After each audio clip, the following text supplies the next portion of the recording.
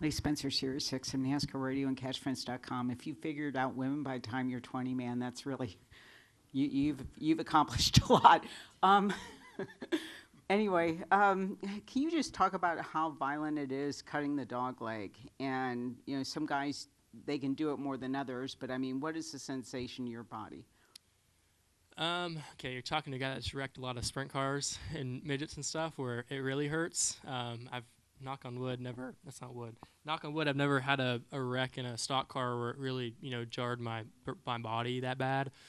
But in the dog leg here, so it's funny, we have ways to hit it. So yeah, if you walk the track ever, you'll see it where there's like a bunch of scrape marks, and then there's ones where it looks smoother. So we're actually aiming for where it's smoother, but sometimes you can only go through the rough part, and that part is pretty jarring.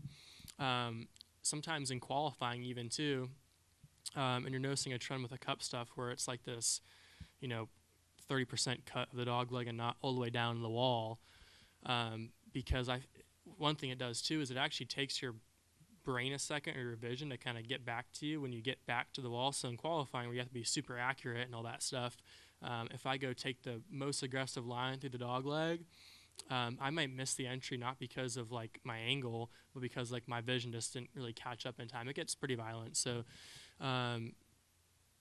yeah, I think that I'm not a big dog leg cutter because I think it can really mess up your angle and all that stuff. And in practice, obviously, it changes your travels and things like that. But I don't think it's anything that like we need to be concerned about. Like as far as like the bus stop at Watkins Glen, like maybe that was a safety issue. I don't know, but as far as like what I go through in the car, I don't think it's anything like dangerous. I just think like it adds a layer to Phoenix, and I mean, geez, if we don't have the dog leg at Phoenix, like that wouldn't be a good thing, right? So I'm glad that it's still there, and maybe they make it smoother, but I don't think it's necessary.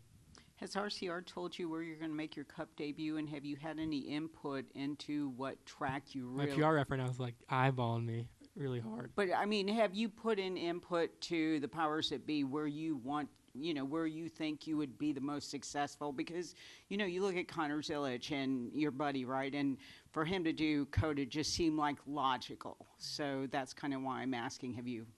Yeah, I forgot what they told me to say when people asked me this. Um, I don't know yet. I mean, is there a place where you feel comfortable, really, where you would like that place to be? Well, I'm glad you think I'm ready. That's the compliment. I'm very flattered, but absolutely, And me and Connor talk about where we'd want to, one day make our cup starts and stuff like that, and more cup races. And obviously, I want to go to places that I'm good at, but I also know that I have to go to places where I, need to learn stuff too. Where I'm not a Martinsville fan, and this is no correlation if I'm making a cup start there.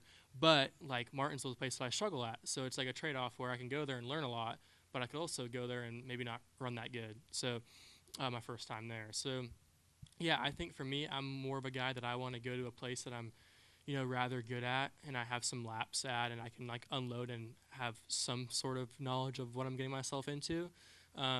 But obviously, that's up to RCR's decision, and I will just go where I'm told.